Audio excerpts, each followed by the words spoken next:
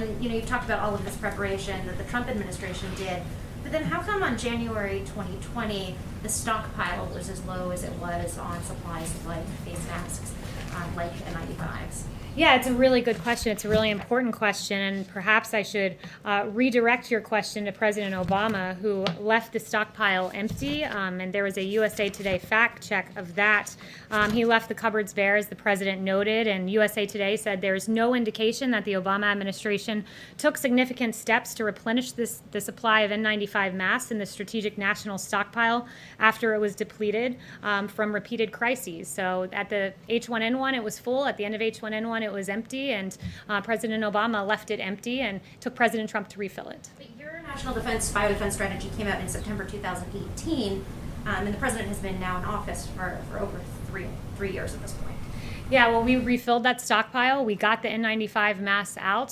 Ventilators, another good example. Not a single American died for lack of a ventilator. 100,000 ventilators in 100 days, 3 times what is produced in the average year, 3 times the amount of N95 respirators our healthcare industry uses. We have delivered. We cleaned up the mess that was very clearly left by President Obama, and we got that out.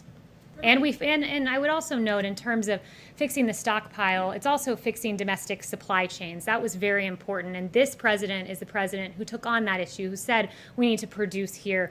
We can't, as China hoards PPE, we need to have domestic manufacturing. So there was a systemic fix that needed to happen. And President Trump is the first president, in my knowledge, that has really, to this degree, took on that systemic fix. Can you clarify, Kayleigh, when did the administration start replenishing the stockpile of PPE? And does that report get into that? The president immediately, when it was necessary to get more PPE for America's healthcare workers, immediately went into action. And I've listed out for you all of the results of those actions, which have been extraordinary, greatest mobilization of the private sector since World War II.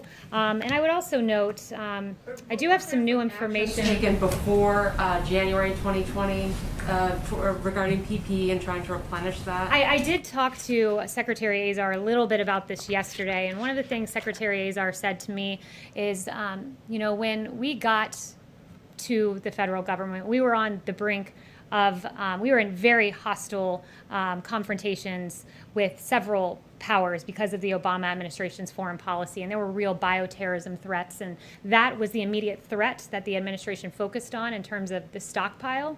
And immediately, when it became clear a pandemic was the concern over bio-terrorism, we transitioned as quickly as humanly possible and filled the empty cupboards left by President Obama. And I do have, if I can find it in here, some new information on ventilators, just to show how extraordinary this administration's effort was on the stockpile, that we've shipped 766 ventilators overseas to our partners, because no one here has died for the lack of a ventilator. So we've done so well and overperformed so much. We can say that we've committed over 15,000 ventilators to 40 countries by the end of July, because that is American ingenuity. That is the government of President Trump, and that is the unprecedented partnership of this government and the private sector. Yes.